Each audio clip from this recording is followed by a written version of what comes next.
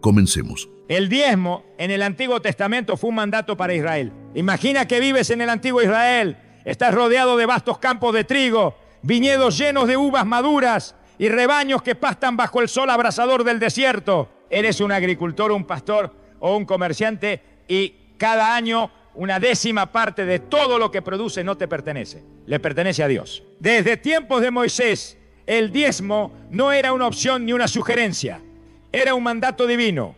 No se trataba solo de dinero o riqueza, sino de un sistema diseñado por Dios para mantener el equilibrio en su pueblo. Pero, ¿por qué era tan importante? Los levitas, una tribu elegida para servir en el tabernáculo y más tarde en el templo de Jerusalén, no tenían tierras propias ni podían trabajar como los demás. Su única labor era el servicio a Dios, realizar sacrificios, enseñar la ley y mantener la conexión espiritual del pueblo con el Creador. Pero ellos también necesitaban comer, vestirse y sustentar a sus familias. Aquí es donde entra el diezmo. Dios estableció un principio claro. El pueblo proveería para los levitas a través del diezmo. En Números 18, 21, Dios declara a los hijos de Leví: he dado todos los diezmos en Israel por heredad, por su ministerio, por cuanto ellos sirven en el ministerio del tabernáculo de reunión. Esto significaba que el 10% de todo lo producido por las demás tribus sería entregado a ellos como una provisión sagrada. Pero no solo los levitas se beneficiaban del diezmo. En Deuteronomio 14, 28 y 29, Dios da una orden adicional. Cada 3 años el diezmo debía destinarse a los pobres, huérfanos, viudas y extranjeros que vivían en la tierra. Era una forma de justicia social, un mecanismo divino para garantizar que nadie quedara en el abandono. Ahora, detente un momento y piensa en esto. El diezmo en Israel no era un sistema de enriquecimiento personal para los sacerdotes. Era una estructura de sostenimiento del culto, justicia y equidad. Sin embargo, con el tiempo algo comenzó a cambiar. La historia bíblica nos muestra que Israel no siempre fue fiel en dar sus diezmos. Hubo periodos de decadencia espiritual en los que el pueblo se olvidaba de su compromiso con Dios, dejando el templo en ruinas y permitiendo que los levitas sin sustento tuvieran que abandonar su ministerio para trabajar en el campo. Fue entonces cuando los profetas levantaron su voz. Uno de los mensajes más duros viene del libro de Malaquías 3:10, donde Dios desafía al pueblo con estas palabras: traed todos los diezmos al alfolí y haya alimento en mi casa, y probadme ahora en esto, dice Jehová de los ejércitos. Si no, os abriré las ventanas de los cielos y derramaré sobre vosotros bendición hasta que sobreabunde. Este versículo ha sido usado innumerables veces para enseñar sobre el diezmo en la iglesia moderna, pero aquí surge una pregunta clave. ¿Este mandato sigue vigente para los cristianos hoy en día? El Antiguo Testamento dejó claro que el diezmo era un requisito específico para Israel, un sistema diseñado para un contexto particular. Pero cuando Jesús vino, su enseñanza cambió muchas cosas. ¿Será que el diezmo es un mandato eterno o simplemente una ley de la antigua alianza? Aquí es donde entra la figura de Jesús, quien aunque mencionó el diezmo en sus enseñanzas, también lo confrontó desde una nueva perspectiva. Y esto nos lleva al siguiente punto. Jesús ratificó o superó el diezmo. El tiempo había pasado. El sistema del Antiguo Testamento seguía vivo en la cultura judía, pero algo estaba a punto de cambiar. Un hombre había llegado a desafiar la tradición, a trastocar las estructuras religiosas y a poner el corazón por encima de las reglas. Jesús de Nazaret. Los fariseos eran los guardianes de la ley. Ellos diezmaban meticulosamente hasta el más mínimo detalle. No solo daban el 10% de su cosecha de trigo o su ganado, sino también de especias insignificantes como la menta, el eneldo y el comino. Todo debía estar contabilizado. A primera vista parecían modelos de devoción, pero Jesús veía más allá de sus acciones externas. Un día, en una de sus confrontaciones más duras, Jesús les lanzó una advertencia demoledora. ¡Ay de vosotros, escribas y fariseos, hipócritas, porque diezmar la menta, el eneldo y el comino, y dejáis lo más importante de la ley, la justicia, la misericordia y la fe! Esto era necesario hacer sin dejar de hacer aquello. Mateo 23, 23. Este versículo ha sido utilizado por muchos para argumentar que Jesús ratificó el diezmo, ya que dice sin dejar de hacer aquello. Pero detengámonos un momento. ¿Realmente lo está ordenando para la iglesia o solo está reprendiendo la hipocresía farisea? Aquí hay un detalle crucial que muchos pasan por alto. Jesús aún estaba bajo la ley mosaica. Su ministerio ocurrió antes de su muerte y resurrección, lo que significa que en ese momento el diezmo aún formaba parte del pacto de Israel con Dios. Sonríe, que Cristo te ama. Sin embargo, Jesús constantemente se enfocó más en el corazón del hombre que en la rigidez de las normas externas. Miremos otro episodio clave. En el templo, Jesús observó cómo la gente echaba dinero en las ofrendas. Los ricos daban grandes cantidades, pero de pronto una viuda pobre dejó caer 2 moneditas insignificantes. Jesús llamó a sus discípulos y les dijo: de cierto os digo que esta viuda echó más que todos los que han echado en el arca, porque todos han echado de lo que les sobra, pero esta, de su pobreza, echó todo lo que tenía, todo su sustento. Marcos 12, 43 y 44. Aquí Jesús no menciona porcentajes ni impone el diezmo como regla. Él resalta la actitud del corazón.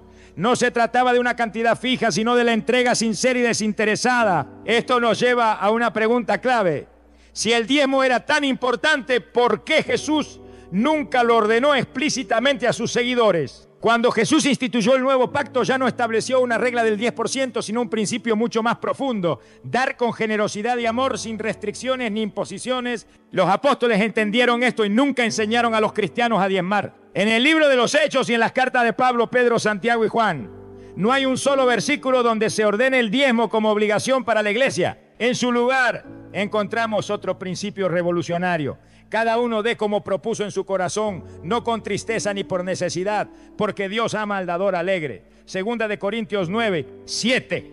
Aquí ya no se habla de un 10%, sino de un acto de amor y libertad. Jesús superó el sistema del diezmo e introdujo un concepto más elevado: dar sin restricciones, sin presiones, con un corazón dispuesto. Pero si esto es así, ¿por qué muchas iglesias hoy en día siguen predicando el diezmo como una obligación? Esto nos lleva al siguiente punto. ¿Realmente el Nuevo Testamento enseña el diezmo o estamos viendo una distorsión del mensaje original? El diezmo, una práctica establecida en la ley mosaica con un propósito claro, ha evolucionado a lo largo de los siglos hasta convertirse en un punto de controversia en muchas iglesias modernas. ¿Cómo pasó de ser una provisión para los levitas y los necesitados a una herramienta utilizada por algunos líderes religiosos para controlar y lucrar con la fe de las personas? Para entender este fenómeno, es importante observar cómo muchas congregaciones han reinterpretado pasajes bíblicos fuera de su contexto para sostener la idea de que el diezmo sigue siendo una orden inquebrantable. El uso de Malaquías 3:10 como herramienta de presión. Uno de los versículos más utilizados para predicar sobre el diezmo es Malaquías 3:10. Trae todos los diezmos al alfolí y haya alimento en mi casa. Y probadme ahora en esto, dice Jehová de los ejércitos, si no os abriré las ventanas de los cielos y derramaré sobre vosotros bendición hasta que sobreabunde. Este pasaje se ha predicado de una manera que genera temor y presión en los creyentes. Muchos pastores enseñan que si una persona no diezma, está robando a Dios y atrayendo maldiciones sobre su vida. Pero realmente este versículo aplica a los cristianos hoy en día. El contexto de Malaquías es claro. Dios estaba reprendiendo a los sacerdotes y al pueblo de Israel porque habían dejado de cumplir la ley del Antiguo Testamento. Este no era un mensaje dirigido a la iglesia cristiana, sino a una nación que estaba bajo un pacto diferente. A pesar de esto, algunos líderes religiosos han usado este versículo para infundir culpa y miedo, asegurando que quien no diezma está fuera de la voluntad de Dios. En algunos casos se llega al extremo de decir que la falta de diezmo es la razón por la que una persona sufre problemas económicos o enfermedades. Pero aquí surge una gran contradicción. Si el diezmo realmente fuera un requisito inquebrantable para recibir la bendición de Dios, ¿por qué Jesús y los apóstoles nunca lo impusieron en la iglesia primitiva? 2. Promesas de prosperidad a cambio del diezmo. Otro método de manipulación que se ha extendido en muchas iglesias es la teología de la prosperidad, que enseña que dar dinero a la iglesia garantiza bendiciones financieras en esta vida. Frases como: si das tu diezmo fielmente, Dios te dará un auto nuevo o te sacará de tus deudas. O si siembras una ofrenda especial hoy, recibirás un milagro en los próximos días. Dios multiplicará tu diezmo al 100 por 1. Estas enseñanzas han llevado a miles de creyentes a diezmar no por convicción, sino por la expectativa de recibir una recompensa material. Sin embargo, Jesús nunca enseñó que el dinero fuera una condición para recibir bendiciones. La verdadera enseñanza bíblica es que Dios bendice a quienes confían en Él, no a quienes compran sus favores. 3. Líderes que se enriquecen con el diezmo. En algunos casos, la manipulación del diezmo ha llevado al abuso financiero dentro de las iglesias. Se han visto pastores multimillonarios con aviones privados, mansiones de lujo y un estilo de vida extravagante, mientras muchos de sus fieles luchan económicamente. Esto no es lo que la Biblia enseña sobre la generosidad. En el Nuevo Testamento el propósito de las ofrendas no era enriquecer a los líderes, sino cubrir las necesidades de la comunidad. En Hechos 4, 34 y 35 se describe cómo los creyentes compartían sus bienes para que nadie tuviera necesidad. No había entre ellos ningún necesitado, porque todos los que poseían heredades o casas las vendían y traían el precio de lo vendido y lo ponían a los pies de los apóstoles y se repartía cada uno según su necesidad. Aquí vemos que el dinero se utilizaba para ayudar a los necesitados, no para crear imperios religiosos personales. 4. La presión psicológica y el control espiritual. Más allá del dinero, algunos líderes utilizan el diezmo como una herramienta de control espiritual. En algunas congregaciones se enseña que los que no diezman no pueden ser líderes ni servir en la iglesia. Los que no diezman no son considerados cristianos maduros.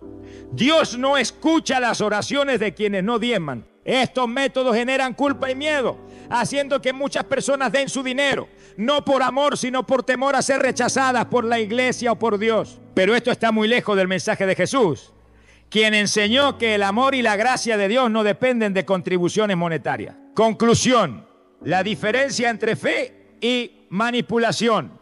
El problema no es el acto de dar, sino la manera en que se impone el diezmo como una obligación. Bajo manipulación, en el Antiguo Testamento, el diezmo era una ley para Israel, no para la iglesia.